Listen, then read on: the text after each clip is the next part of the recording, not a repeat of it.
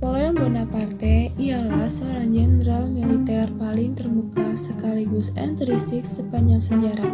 Ia dikenal sebagai orang yang berani mengambil resiko, jenius, dan tidak sabaran. Dapat memaafkan teman yang mengkhianatinya sekalipun. Sampai pemimpin yang mampu menggerakkan ribuan pasukan agar berperang untuknya. Napoleon Bonaparte merupakan pemimpin yang bersifat diktator. Tetapi di sini sifat kepemimpinan yang keras, dia mampu menguasai daratan Eropa bahkan hampir setengah daratan dunia.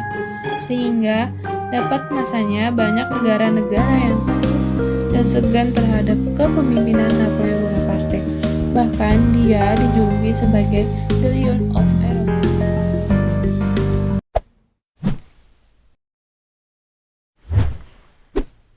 Napoleon itu pemimpin yang bersifat diktator.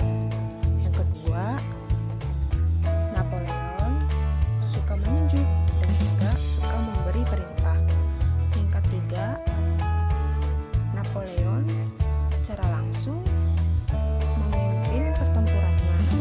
Yang keempat, Napoleon menyampaikan instruksi atau arahan ke prajurit-prajuritnya. Yang kelima, dia sangat disiplin yang tinggi dan juga tegas. Yang keenam, Napoleon menggunakan teori kepemimpinan Griffin atau pemimpin besar. Yang ketujuh, Napoleon memiliki sifat apatis dan juga agresif. Yang kedelapan, pengawasan adalah pengontrolan yang bersifat inspeksi.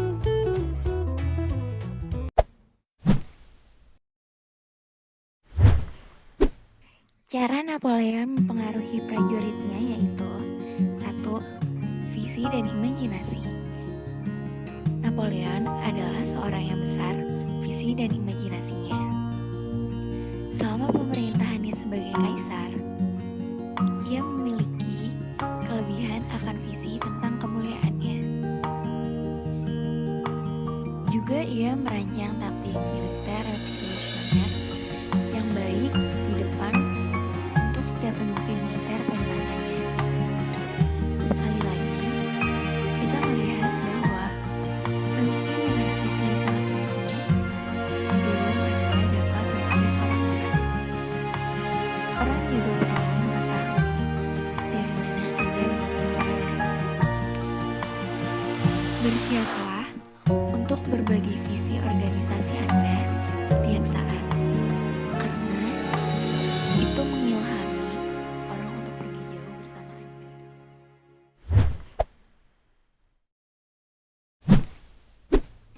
Pada musim panas tahun 1793, Revolusi Prancis telah memasuki tahun keempatnya dan Prancis berada di ambang anarki di Paris. Para politisi ekstrim telah menguasai revolusi. Mereka telah mengeksekusi sang raja dan memberlakukan sebuah pemerintahan teror yang mengadili dengan keadilan ringkas bagi seluruh orang yang dicurigai sebagai musuh revolusi. Dan banyak negara yang bertekad untuk membasmi eksperimen politik republik yang dilakukan oleh Prancis. Dan salah satu kota di Prancis yaitu Toulon bergabung dengan pemberontakan. Toulon adalah basis angkatan laut Prancis yang terbesar dan terpenting di selatan. Kemudian, angkatan laut Inggris berusaha menduduki kota tersebut sehingga semua pasukan Prancis di sekitar area tersebut dikumpulkan sebesar 19.000 pasukan untuk merebut kembali kota tersebut. Namun, sebagian perwira Prancis adalah bangsawan yang kini telah melarikan diri dari revolusi dalam jumlah besar. Pasukan mereka benar-benar kekurangan pemimpin yang profesional. Disitulah Napoleon memulai karir pertamanya di mana ia mampu mengambil alih kembali Toulon dengan kepiawaian serta kegigihannya dalam mengumpulkan artileri. Karena menurut dia, begitu cara yang terbaik untuk menyerang pihak Inggris. Berkat rencananya tersebut, ia dan pasukannya mampu membordir angkatan laut Inggris dan akhirnya menyerahkan kembali kota Toulon. Disitulah momen penentu revolusi dan bangkitnya Napoleon menjadi kaisar Prancis.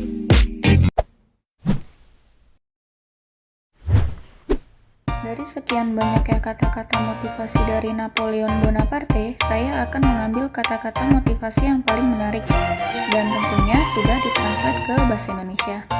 Berikut antara lain, apabila orang tidak bisa memimpin diri sendiri, maka ia tak dapat memimpin orang lain. Ini maksudnya adalah jika kita belum bisa mengatur diri kita sendiri, mulai dari mengatur emosi diri sendiri, memanfaatkan waktu dengan baik, mengambil keputusan dengan cepat dan tepat, dan lain sebagainya. Lantas, bagaimana kita dapat memimpin orang lain yang tanggung jawabnya jauh lebih besar lagi? Selanjutnya, jika Anda membangun pasukan dengan 100 singa dan pemimpin mereka adalah seekor anjing, dalam pertarungan apapun, singa akan mati seperti anjing. Tetapi, jika Anda membangun pasukan dengan 100 anjing dan pemimpin mereka adalah seekor singa, semua anjing akan bertempur sebagai seekor singa. Maksudnya, seorang pemimpin adalah orang yang paling berpengaruh bagi orang-orang yang ingin dipimpinnya. Mereka akan mengikuti apa yang dilakukan seorang pemimpin dan mematuhi semua yang diperintahkan dari pemimpin tersebut. Maka, pemimpin harusnya adalah orang yang kuat, tangguh, tegas, lebih unggul, dan bertanggung jawab atas semua keputusan yang ia ambil agar orang-orang yang dipimpinnya juga dapat mengikutinya. Begitu pula sebaliknya, walaupun pengikutnya adalah orang yang kuat, tetapi pemimpin mereka adalah orang yang lemah, maka para pengikutnya pun akan menjadi seperti pemimpin tersebut. Dan yang terakhir, seorang pemimpin adalah pemberi harapan. Maksudnya, pengikut akan bergantung pada seorang pemimpin untuk membawa nasib dan masa depan mereka menjadi jauh lebih baik.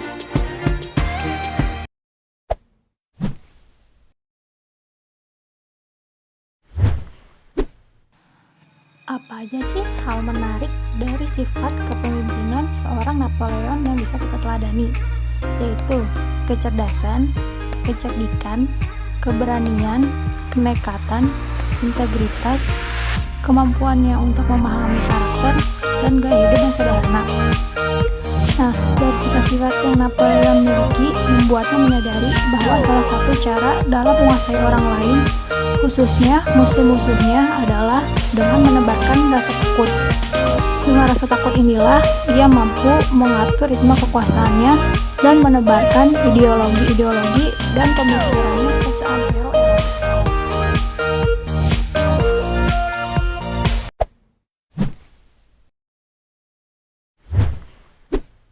Napoleon Bonaparte pada tahun 1769 sampai 1821 juga dikenal sebagai Napoleon I, adalah seorang pemimpin militer dan kaisar Prancis yang menaklukkan sebagian besar Eropa pada awal abad ke-19.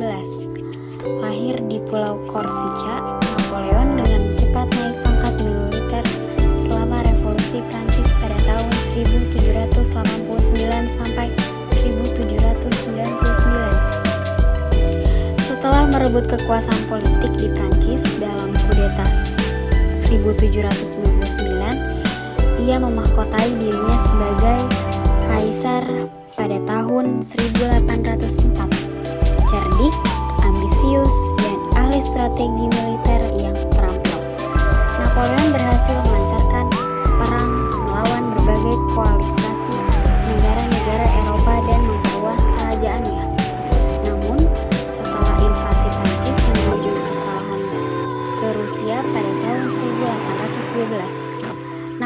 Napoleon turun tahta 2 tahun kemudian dan diasingkan ke Pulau Elba. Pada tahun 1815, ia secara singkat kembali berkuasa dalam kampanye 100 Days-nya. Setelah kekalahannya di